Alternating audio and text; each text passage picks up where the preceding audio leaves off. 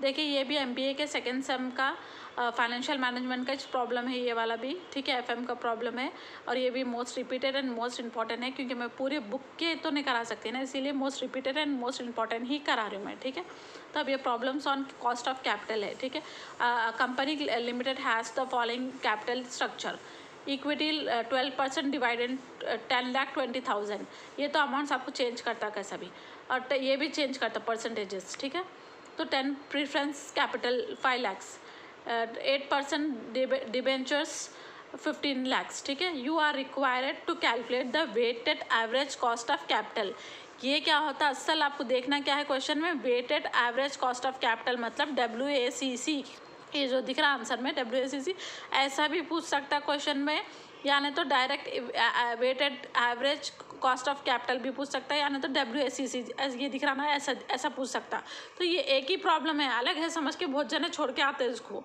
ये दूसरा क्या पूछ रहा कि WACC अलग है समझते, weighted average cost of capital अलग है समझते, जबकि दो भी एक ही है, ठीक है। Weighted average cost of capital ये पूछे बाद assuming 50% as the rate corporate tax before and after tax, ठीक है। उसके बाद यहाँ पे अपन क्वेश्चन में आगे बाद आंसर में आ जाना, आंसर में आए competition of weighted average cost of capital मतलब WACC बिफोर टैक्स करना फिर आफ्टर टैक्स करना, दो बॉक्सेस बनना। क्यों? क्योंकि यानी यहाँ पे बिफोर एंड आफ्टर बोल के बोला ना, तो इसीलिए दो करना। अगर बिफोर टैक्स या खाली आफ्टर टैक्स बोल के दिया तो एक करते थे, एक आफ्टर टैक्स बोलते ये कर देते थे, अगर खाली बिफोर टैक्स बोलते ये एक करके छोड़ देते थे। अब यहाँ पे उन्हें दो भी पूछा ना क्वेश्चन में, दो भी WACC निकालो बोला, बिफोर टैक्स का WACC और आफ्टर टैक्स का WACC निकालो बोलते, इसीलिए दो वाले बॉक्स ड्रॉ करें, ठीक है। दो प्रोफॉर्म में ड्रॉ करें आप, ठीक है। अब दो प्रोफॉर्म में क्या कर रहे हो तो टू वाले फर्स्ट वाले प्रोफॉर्म में क्या कर रहे हैं, इक्विटी प्रीफरेंस कैपिटल। अब ये डिबेंचर्स, ठीक है, क्वेश्चन से कॉपी करें, 15 lakhs, ठीक है, same as it is copy कर लिए। उसके बाद यहाँ पे क्या करना, पहले टोटल कर देना पूरा का, टोटल करे तो 30,20,000 आते हैं, ठीक है। 30,20,000 क्योंकि टोटल करना पहले फर्स्ट ये क्वेश्चन से कॉपी कर देना भाई, कर दिए बाद फिर उसका टोटल कर देना, प्लस कर देना, प्लस करे तो 30,20,000 आ जाते हैं। फिर वो अमाउंट से क्या करना, फिर या वो अमाउंट नीचे लिख देना यहाँ पे वेट में, अमाउंट में पहले। अब यहाँ से क्वेश्चन से कॉपी कर लिए, ये सोर्स ऑफ कैपिटल क्वेश्चन से कॉपी कर लिए, अमाउंट क्वेश्चन से कॉपी कर लिए, उसको प्लस करके अमाउंट लिख दिया। अब यहाँ वेट में क्या करें, वेट्स में भी यही अमाउंट लेना, ये लेकिन फर्स्ट देखो सेम एज इट इज़ 10,20,000 ऐसा करती हूँ, 10,20,000 5 lakhs 15 lakhs same as it is. Weight में भी सेम, क्योंकि वेट में भी वही दिया ना, अलग दिया तो अलग लेते थे, सेम दिया सेम लिए बस। अब यहाँ पे क्या करना, बस नीचे ये वाला अमाउंट डाल देना, 30,20,000 30,20,000 30,20,000 30,20,000 30,20,000, ठीक है। अब दोनों को डिवाइड कर देना, डिवाइड करे तो ये अमाउंट्स आ जाते, डिवाइड करते हैं अमाउंट आता है, ये दोनों को डिवाइड करे तो ये अमाउंट आता है, ठीक है। उसके बाद बिफोर टैक्स कॉस्ट ये कहाँ से आया, 12, 10, 8 तो यहाँ से आया, ये क्वेश्चन से चाहे ये भी 12, 10, 8, ठीक है। 12, 10, 8 क्वेश्चन से कॉपी करें, दिखाई दे रहा है यहाँ से सेम एज इट इज़ ले लिए। अब उसके बाद क्या करना, 3 into 4 लाइक ये 3 होगा, अपन ये लिख लेना ऐसा 1 2 3 4, तो आप यहाँ 3 into 4 वो तो 0.3377 into 12 करें तो 1.05 आता। अब 0.1656 into 10 करें तो 1.66 आता, और 0.4967 आए तो इंटू 8 करें तो 3.97 आता, ठीक है। अब इसे इन लोगों को पूरा को टोटल कर दिए तो 9 प्लस कर देना, टोटल मतलब प्लस कर देकर 9.68 होगा, ठीक है। अब इसके बाद the weighted average cost of capital before taxes, ये जो अमाउंट आया वो बोल के लिख देना, ठीक है।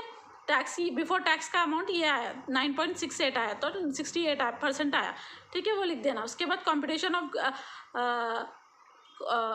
Weighted average cost of capital WACC after tax, अब टैक्स का, ठीक है, पहले बिफोर टैक्स का करें आफ्टर टैक्स का करें। फिर उसका source of capital equity preference capital debentures same as it is, पूरा को भी सेम एज इज टोटल करना, सेम यहाँ करें ना सेम तो सेम ही रहता है यहाँ का, तो टोटल भी सेम रहता है, उसमें टाइम वेस्ट नहीं करना क्योंकि सेम है ना, तो सेम ही आता अमाउंट टोटल उसका। ठीक है।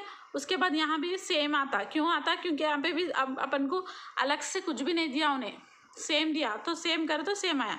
अब यहाँ पे भी सेम करे तो सेम ही चाहता, क्यों आता 12, 10, 8, यहाँ पे 4 में कहीं को यहाँ अलग आता खाली, ये वाला 12, 10 का पहले बता देती हूँ कि 12, 12, 10, 10।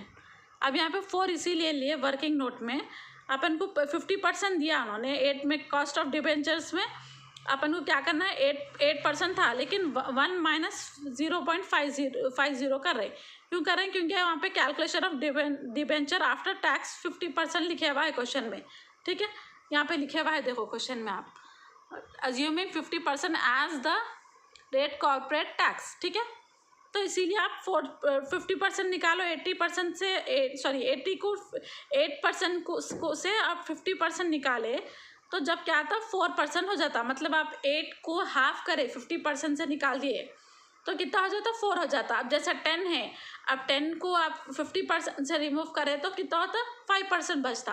वैसे 8 से आप 50% करें तो 4% हो गया आपका, ठीक है।